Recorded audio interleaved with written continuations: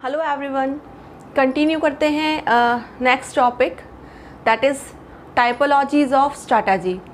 टाइपोलॉजीज़ of strategy means एक business में varieties of strategy use होती है at different level of management. तो कौन कौन सी स्ट्रैटेजीज़ होती है इसके बारे में हम बात करेंगे। First of all, there are 3 levels of management in organisation, that is top level, middle level and bottom level. ठीक है, टॉप लेवल मैनेजमेंट को कॉरपोरेट लेवल भी बोलते हैं, this is also known as corporate level. Middle level को business level और divisional level भी बोलते हैं। ठीक है, और जो बॉटम लेवल है that is also known as functional level और ऑपरेशनल लेवल।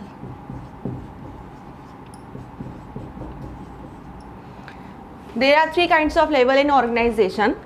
अब तीनों लेवल के काम करने का तरीका अलग अलग होता है, इसलिए तीनों लेवल पर स्ट्रैटेजीज भी डिफरेंट टाइप से बनाई जाती है। जैसे टॉप लेवल, कॉरपोरेट लेवल पूरे एंटायर ऑर्गेनाइजेशन के लिए रिस्पॉन्सिबल होता है। तो अगर हम फंक्शनल लेवल की बात करें तो फंक्शनल लेवल पर्टिकुलर फंक्शन जैसे कि सेल्स, परचेज, प्रोडक्शन, मार्केटिंग, इनके लिए रिस्पॉन्सिबल होता है। तो हम सारे लेवल्स के लिए एक जैसी स्ट्रैटेजीज नहीं बना सकते। So there are varieties of strategy, और उनमें से भी मैनेजमेंट सर्कमस्टांसेस के अकॉर्डिंग अपनी पोजीशन, अपनी स्ट्रेंथ, वीकनेस और मार्केट की अपॉर्चुनिटीज़ और थ्रेट्स को ध्यान में रखते हुए एक सूटेबल स्ट्रैटेजी को चूज़ करता है। ठीक है ना। तो कौन कौन सी स्ट्रैटेजीज होती है। फर्स्ट हम अगर कॉरपोरेट लेवल की बात करें तो कॉरपोरेट लेवल की स्ट्रैटेजीज को हम बोलते हैं ग्रैंड स्ट्रैटेजीज और डायरेक्शनल स्ट्रैटेजीज, और these are given by Gluck and George, that's why these are known as Gluck and George strategy। ठीक है, these are Gluck and George grand और directional strategy। कौन कौन सी स्ट्रैटेजीज होती हैं। बेसिकली कॉरपोरेट लेवल पर 4 काइंड ऑफ स्ट्रैटेजीज होती हैं। these are stability, expansion, retrenchment, and the last one is combination of any 2 or more combination। These are called corporate level strategy और Gluck and George directional strategy। इन्हें grand और directional strategy इसलिए बोलते हैं क्योंकि ये किसी पर्टिकुलर बिजनेस के लिए या पर्टिकुलर फंक्शन के लिए नहीं होती, ये एंटायर ऑर्गेनाइजेशन के एफर्ट्स को एक कॉमन डायरेक्शन प्रोवाइड करने के लिए यूज़ होती है, और इसके जो कॉन्सिक्वेंसेस होते हैं वो भी पूरे ऑर्गेनाइजेशन के लिए होते हैं। तो that's why it is known as grand और डायरेक्शनल स्ट्रैटेजी। कॉरपोरेट लेवल, उसके बाद में मिडिल लेवल। कॉरपोरेट लेवल पर बनने वाली स्ट्रैटेजीज ये बोल सकते हैं कि these are for entire organization, लेकिन जो मिडिल लेवल पर स्ट्रैटेजीज बनती हैं वो पर्टिकुलर बिजनेस के लिए बनती है। जैसे टाटा ग्रुप ऑफ इंडस्ट्रीज़, तो एंटायर ऑर्गेनाइजेशन के लिए टॉप लेवल है, लेकिन डिफरेंट इंडस्ट्रीज़ के लिए जैसे उनका टाटा मोटर्स डिवीज़न है या उनका टाटा पावर्स है, तो दोनों के लिए अलग अलग, दोनों बिजनेसेस के लिए अलग अलग तरह की स्ट्रैटेजीज बनेगी। या मान लीजिए कि छोटा बिजनेस है तो टॉप लेवल के फ्यूचर के लॉन्ग टर्म के डिसीजंस जो होते हैं वो टॉप लेवल स्ट्रैटेजी में आते हैं। पर्टिकुलर प्रोडक्ट को लेके, जैसे 2 प्रोडक्ट लाइन है, प्रोडक्ट ए और प्रोडक्ट बी, ठीक है, या 2 डिवीज़न हैं कि एक में आप ऑनलाइन तरीके से काम करते हो या एक में ऑफलाइन, तो दोनों के लिए आपको अलग अलग स्ट्रैटेजी बनानी होगी। तो अलग अलग डिविजन्स के लिए, डिफरेंट प्रोडक्ट्स के लिए जब हम स्ट्रैटेजीज बनाते हैं, these are called middle level strategy. Middle level strategy, इसमें कौन कौन सी स्ट्रैटेजीज आती है।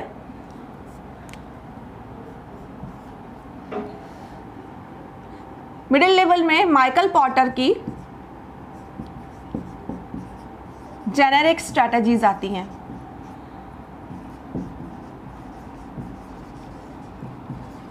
माइकल पॉटर जेनेरिक स्ट्रेटजी, जैसे ये ग्लूक और जॉर्ज की जेनेरिक स्ट्रेटजी है, वैसे ही मिडिल लेवल पर माइकल पॉटर की जेनेरिक स्ट्रेटजीज आती हैं। कौन कौन सी स्ट्रेटजीज होती हैं मिडिल लेवल पर? Middle level is also known as business और डिविजनल लेवल। ये स्ट्रेटजी होती हैं कॉस्ट लीडरशिप, डिफरेंशिएशन,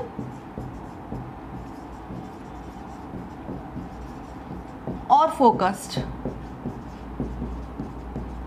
ये मिडिल लेवल मैनेजमेंट पे बनने वाली स्ट्रैटेजीज है। Last bottom level is functional और ऑपरेशनल लेवल, जो एक पर्टिकुलर फंक्शन के लिए रिस्पॉन्सिबल होता है। तो इसमें कोई पर्टिकुलर नेम से स्ट्रैटेजीज नहीं है। जितने वेराइटीज़ ऑफ फंक्शंस हैं, ऑपरेशनल लेवल्स हैं, जितने भी वेराइटीज़ ऑफ डिपार्टमेंट्स हैं, अकॉर्डिंगली स्ट्रैटेजीज बनती हैं। तो कौन कौन सी स्ट्रैटेजीज बनती हैं बॉटम लेवल पर? लाइक फाइनेंशियल स्ट्रैटेजी,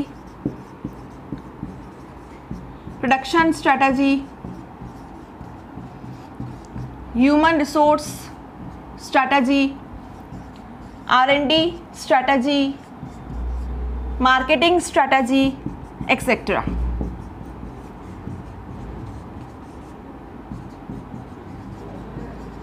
ठीक है, तो इस तरह से ये कुछ स्ट्रैटेजीज हैं। अब इनका एनालिसिस करके अकॉर्डिंगली सर्कमस्टांसेस के अकॉर्डिंग मैनेजमेंट को एक सूटेबल स्ट्रैटेजी चूज़ करनी होती है। ठीक है, तो इसे हम किस तरीके से पढ़ेंगे? देखिए, जो ग्रैंड और डायरेक्शनल स्ट्रैटेजी है, जो टॉप लेवल है, this is the subject matter of chapter 4 as per ICAI module. Generic strategy, Michael Porter generic strategy, और इसके साथ में हम इसका एक एडवांस लेवल पढ़ेंगे, that is best cost provider strategy, that is the subject matter of chapter 5 of ICAI study material. And the last functional strategy, this is the chapter 6, the subject matter of chapter 6 of ICAI study material। तो हम start करेंगे first corporate level, chapter 4 corporate level strategy. चलिए start करते हैं with corporate level strategy. Corporate level which is also known as Glueck and George generic strategy. कितने तरह की strategies हमें पढ़नी है कॉर्पोरेट लेवल में? There are 4 kind of strategy: stability, expansion, retrenchment and combination. Stability strategy का meaning होता है कि आप जिस लेवल पर वर्किंग कर रहे हो, फंक्शनिंग कर रहे हो, आप उसी लेवल को मेंटेन करोगे। किसी तरह का कोई नया इन्वेस्टमेंट नहीं होगा, कोई नया प्रोडक्ट नहीं होगा या नया मार्केट नहीं होगा। जो भी है एग्जिस्टिंग है और उसी में आपको क्या करना होगा? अपनी एफिशिएंसी को इम्प्रूव करके अपने लेवल को मेंटेन करना होगा। That is called stability. That means you are operating in current business, current product और current markets and maintain the existing level of operation. लेकिन अगर आप एक मैमथ ग्रोथ चाहते हो, एक सिग्निफिकेंट ग्रोथ चाहते हो, चाहे वो नए प्रोडक्ट्स को लॉन्च करके हो या नए मार्केट में एंटर करके हो या दोनों तरीके से हो, या हो सकता है कि आपका नया प्रोडक्ट एग्जिस्टिंग प्रोडक्ट के साथ कहीं ना कहीं लिंक करता हो, रिलेट करता हो या नहीं करता हो, बट आपका मेन ऑब्जेक्ट क्या होगा? एक सिग्निफिकेंट ग्रोथ करना। तो उस टाइप में, उस समय पर जो हम स्ट्रैटेजी चूज़ करेंगे, दैट इज़ कॉल्ड एक्सपांशन। तो expansion is for significant growth, may be in new business which is either related और अनरिलेटेड। न्यू बिजनेस हो सकता है, न्यू मार्केट हो सकता है, या न्यू प्रोडक्ट हो सकता है, या दोनों ही कॉन्सेप्ट यूज़ किए जा सकते हैं। That is expansion. The third strategy is retrenchment. Retrenchment means अगर आपका प्रोडक्ट मार्केट से ऑब्सलीट हो चुका है, न्यू प्रोडक्ट्स मार्केट में आ चुके हैं, ठीक है, या आपका टारगेट मार्केट, उसमें आपका मार्केट शेयर ख़त्म हो चुका है, या आपके शेयर प्राइजेस बहुत डाउन हो रहे हैं, आपको कंटिन्यूसली नेगेटिव कैश फ्लोज हो रहे हैं, तो सिचुएशन ऐसी है कि अब आपको किस में जाना होगा? अब आपको रिट्रेंच एक्टिविटीज़ करनी होगी। सो रिट्रेंच सम एक्टिविटीज़, और अगर आप उसमें भी आप सक्सेसफुल नहीं हो पाए, आप सर्वाइव नहीं कर पाए, that means you have to drop और सेल आउट और ultimately liquidate your organization. This kind of strategy is called retrenchment। and the last one is combination means आप इसमें से इन स्ट्रैटेजीज में से, इन ऑल्टरनेटिव्स में से अपने ऑर्गेनाइजेशन को सूट करने वाले किसी भी तरह के कॉम्बिनेशन को बनाकर और यूज़ कर सकते हो। तो हम ऐसा बोल सकते हैं कि नॉर्मली कॉम्बिनेशन स्ट्रैटेजी को पढ़ने की रिक्वायरमेंट नहीं है, क्योंकि ये इन तीनों ऑल्टरनेटिव्स का ही क्या है, कॉम्बिनेशन है। तो हमें कौन सी 3 स्ट्रैटेजीज मेन पढ़नी होगी? हमें पढ़नी होगी stability, expansion and retrenchment strategy. जैसे किसी भी ह्यूमन बीइंग की हमारी लाइफ साइकिल की स्टेजेस होती हैं। फर्स्ट हम इंट्रोडक्टरी स्टेज में होते हैं, लाइक एम्ब्रियोनिक स्टेज में होते हैं। हम इस वर्ल्ड में आए, उसके बाद में हमने ग्रोथ किया, ग्रोथ के बाद में हमारी मैच्योरिटी की स्टेज होती है और उसके बाद में रिट्रेंचमेंट की स्टेज होती है, ठीक है, डिक्लाइन स्टेज होती है। वैसे ही प्रोडक्ट्स की भी एक लाइफ साइकिल होती है, that is called product life cycle. तो मैंने ये जो कर्व बनाया है that present the product life cycle, कैसे काम करता है? जब प्रोडक्ट मार्केट में इंट्रोड्यूस होता है that is called introductory stage और एम्ब्रियोनिक स्टेज, ठीक है। उसके बाद में वो ग्रोथ करता है, that is called growth stage.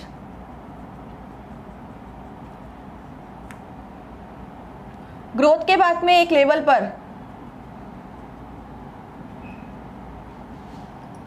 Maturity आ जाती है, दैट इज कॉल्ड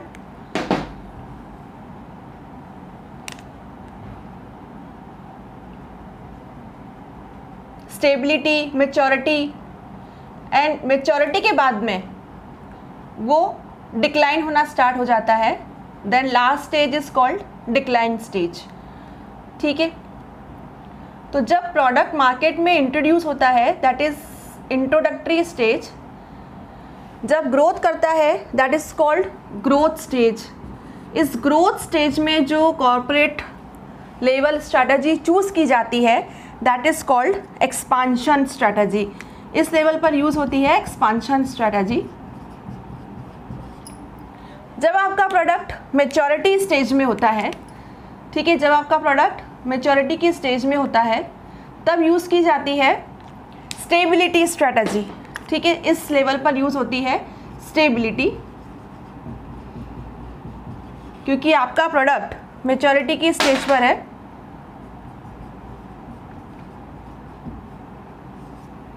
और जब प्रोडक्ट डिक्लाइन स्टेज पर होता है, यानी मार्केट में बहुत ज़्यादा कंपटीशन हो चुका है, नए नए प्रोडक्ट मार्केट में आ चुके हैं, ठीक है, और आपका प्रोडक्ट मार्केट से ऑब्सलीट होता जा रहा है, तो इस लेवल पर, डिक्लाइन लेवल पर जो स्ट्रैटेजी यूज़ होती है दैट इज़ कॉल्ड रिट्रेंचमेंट,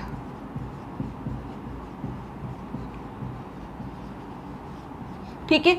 तो इस तरह से हम बोल सकते हैं कि जो कॉर्पोरेट लेवल स्ट्रैटेजी है वो, ये जस्ट एक रीज़न है कि कौन सी सिचुएशन में कौन सी स्ट्रैटेजी यूज़ होती है। तो अगर हम ग्रोथ की बात करें तो हम चूज़ करते हैं एक्सपांशन स्ट्रैटेजी।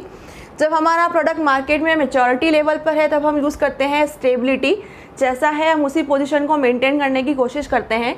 लेकिन जब हमारा प्रोडक्ट ऑब्सलीट हो जाता है, न्यू प्रोडक्ट्स मार्केट में आ जाते हैं, तब हम यूज़ करते हैं रिट्रेंचमेंट। और जो भी रिट्रेंचमेंट के बाद फंड रिलीज़ होता है उसे हम बेटर ऑप्शंस, बेटर ऑल्टरनेटिव्स में लगा देते हैं, या हम हमारे प्रोडक्ट और सर्विसेज को कस्टमर्स के डिमांड के अकॉर्डिंग चेंज करने की कोशिश करते हैं, ठीक है। तो अभी हम इन सारी स्ट्रैटेजीज़ को वन बाय वन डीप में स्टडी करेंगे।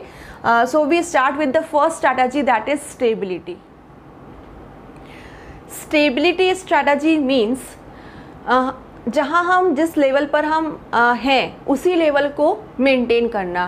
देखो, स्टेबिलिटी का मीनिंग हम इसको ऐसे समझ सकते हैं, जैसे मान लीजिए क्लास में स्टूडेंट्स हैं और उनमें कंपटीशन है, और कोई स्टूडेंट है वो कंटिन्यूसली सेकंड पोजीशन पर आ रहा है। अब वो सेकंड पोजीशन पर आ रहा है लेकिन वो अपने आप को फर्स्ट पे नहीं लाना चाहता, वो नई ग्रोथ चाहता है। वो जिस लेवल पर है अपने आप को उसी लेवल पर अगर मेंटेन करना चाहता है तो वो स्टेबिलिटी को ऑप्ट करेगा। लेकिन स्टेबिलिटी को ऑप्ट करने का मतलब ये नहीं है कि डू नथिंग, कुछ नहीं करना, क्योंकि जो स्टूडेंट सेकंड पोजीशन पर आ रहा है, अगर उसने अपने एफर्ट्स कंटिन्यूसली मेंटेन नहीं रखे, अपनी एफिशिएंसी को मेंटेन नहीं रखा, तो वो अपनी सेकंड पोजीशन पर भी नहीं रहेगा, वो थर्ड, फोर्थ, फिफ्थ, वो डाउनग्रेड होता जाएगा, ठीक है। दैट मीन्स अगर ऑर्गेनाइजेशन स्टेबिलिटी स्ट्रैटेजी पर है तो इसका मतलब ये है कि वो सिर्फ current market, current product, current business and current level पर ही ऑपरेट करना चाहती है। वो किसी तरह का कोई एक्सपांशन नहीं करना चाहती, रिस्क नहीं लेना चाहती।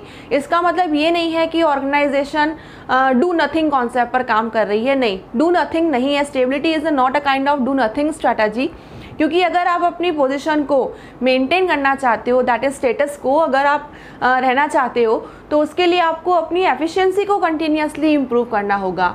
तो स्टेबिलिटी स्ट्रैटेजी सिंपली ये बोलती है no new markets, no new products, no new businesses, आपको सिर्फ अपने एग्जिस्टिंग लेवल को ही मेंटेन करना है, ठीक है। तो स्टेबिलिटी के कुछ फीचर्स दे रखे हैं और रीजंस दे रखे हैं। स्टेबिलिटी की स्ट्रेटजी के क्या क्या फीचर्स होते हैं, से same business, same product market, same level of efforts, and it's continuously focused on, that is the important feature of stability, that it continuously enhance the functional efficiency, the operational efficiency through better utilization, better deployment of resources। क्योंकि अगर आपको अपनी position को maintain करना है तो आपको अपने रिसोर्सेज का ऑप्टिमम यूटिलाइजेशन करना होगा, अपनी ऑपरेशनल और फंक्शनल एफिशिएंसी को कंटिन्यूसली इम्प्रूव करना होगा, तभी आप अपने उस लेवल को मेंटेन कर पाएंगे, अदरवाइज आप डाउनग्रेड हो जाएंगे। नो रीडेफिनेशन ऑफ बिजनेस, जिस बिजनेस में हम काम कर रहे हैं, जिस तरह से काम कर रहे हैं हमें उसी तरीके से काम करना है। No much fresh investment, no risk, किसी तरह का कोई रिस्क नहीं है, that's why the growth rate is quite modest, हमें ग्रोथ की रिक्वायरमेंट नहीं है, बस हम अपने आप को स्टेबल करना चाहते हैं, जिस लेवल पर हम एग्जिस्ट कर रहे हैं उसी लेवल को मेंटेन करना चाहते हैं। तो इस तरह की स्ट्रेटजी को हम बोलते हैं स्टेबिलिटी। तो क्वेश्चन ये आता है कि ऑर्गेनाइजेशन स्टेबिलिटी स्ट्रेटजी को चूज़ कब करता है, ऐसी कौन सी सिचुएशन होगी जब ऑर्गेनाइजेशन को ये स्टेबिलिटी स्ट्रेटजी चूज़ करनी चाहिए।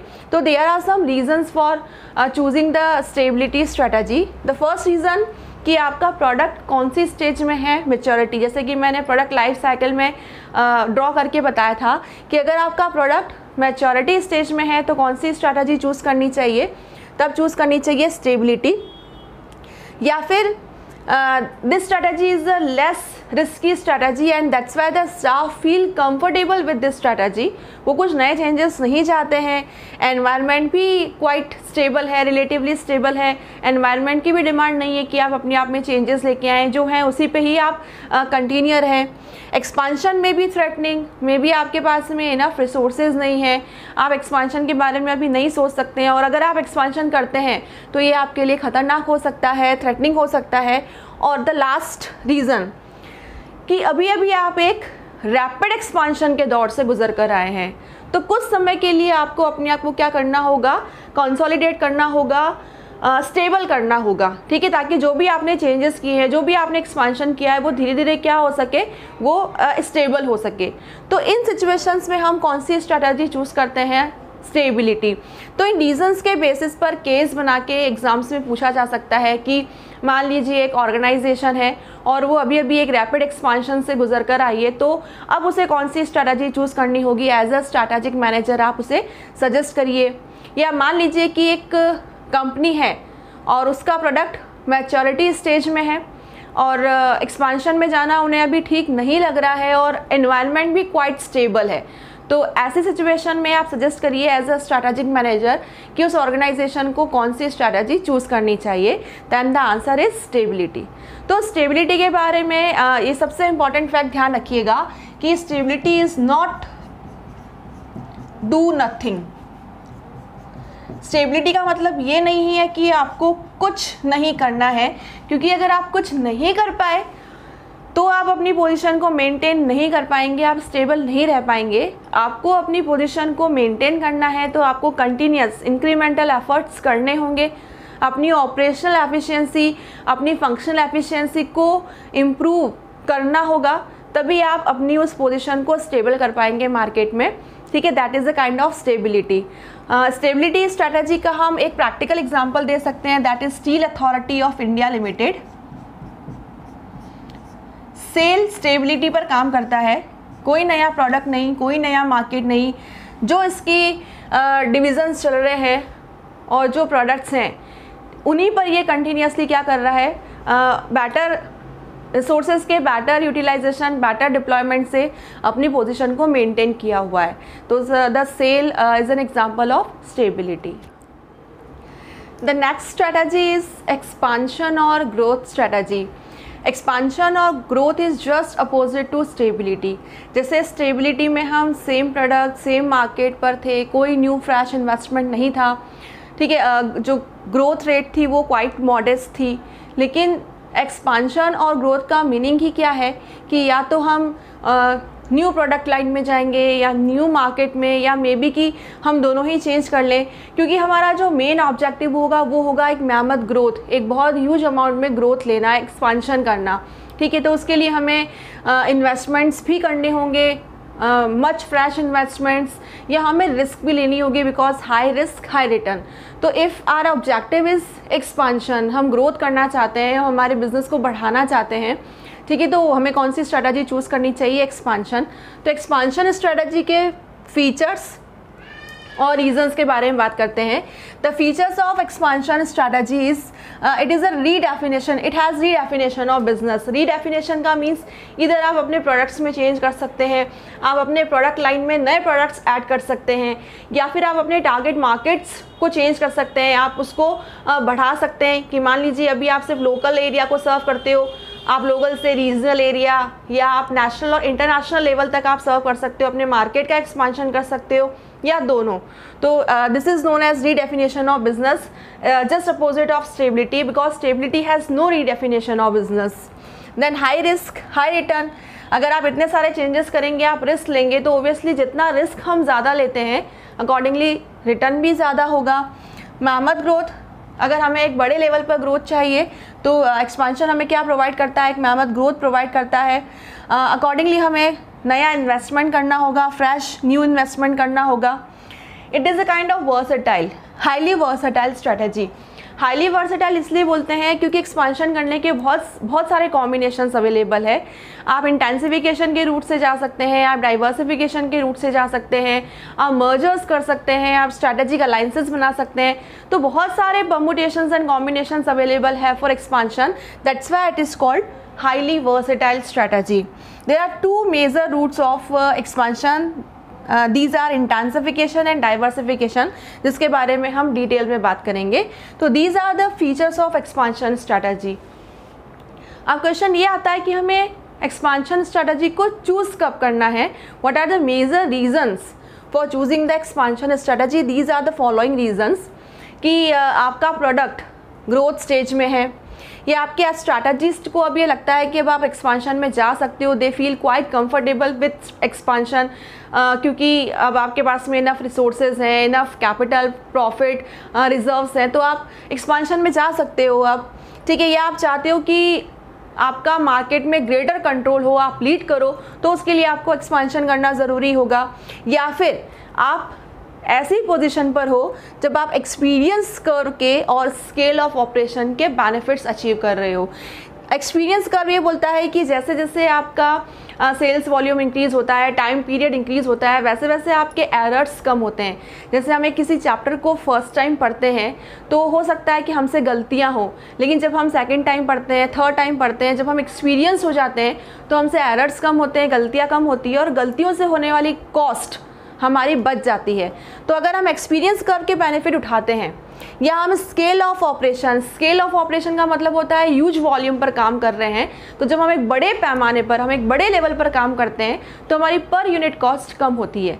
इन दोनों ही सिचुएशन में पर यूनिट कॉस्ट कम होती है और अकॉर्डिंगली हमारे प्रॉफिट मार्जिन क्या हो सकते हैं? बढ़ सकते हैं।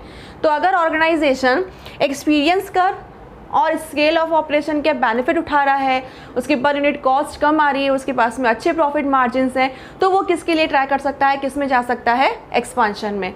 तो इन रीजंस के बेसिस पर एग्ज़ाम में केस बनाकर पूछा जा सकता है कि एक ऑर्गेनाइजेशन है और वो चेंजेस चाहती है, वो मार्केट में न्यू प्रोडक्ट्स या न्यू मार्केट टारगेट्स, नए कस्टमर्स को वो ऐड करना चाहती है, अपना एक्सपांशन करना चाहती है, ठीक है। वो एक्सपीरियंस करके बेनिफिट उठा रही है, या वो बड़े लेवल पर काम कर रही है और वो मार्केट में लीड करना चाहती है, अपने कॉम्पिटिटर्स के ऊपर ग्रेटर कंट्रोल चाहती है, तो एज अ स्ट्रैटेजिक मैनेजर आप कौन सा सजेशन देंगे, किस तरह की स्ट्रैटेजी वो चूज़ करें?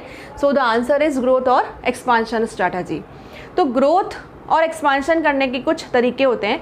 स्टेबिलिटी के लिए कोई तरीका नहीं है, that stability simply you have to enhance your operational और फंक्शनल एफिशिएंसी। तो ये करंट लेवल को आपको मेंटेन करना है तो अपनी एफिशिएंसी को इम्प्रूव करना होगा। लेकिन ग्रोथ करने के, एक्सपांशन करने के तरीके बहुत सारे हैं, that's why it is called versatile strategy. तो कौन कौन से तरीके होते हैं एक्सपांशन के, अब हम उसके बारे में बात करेंगे।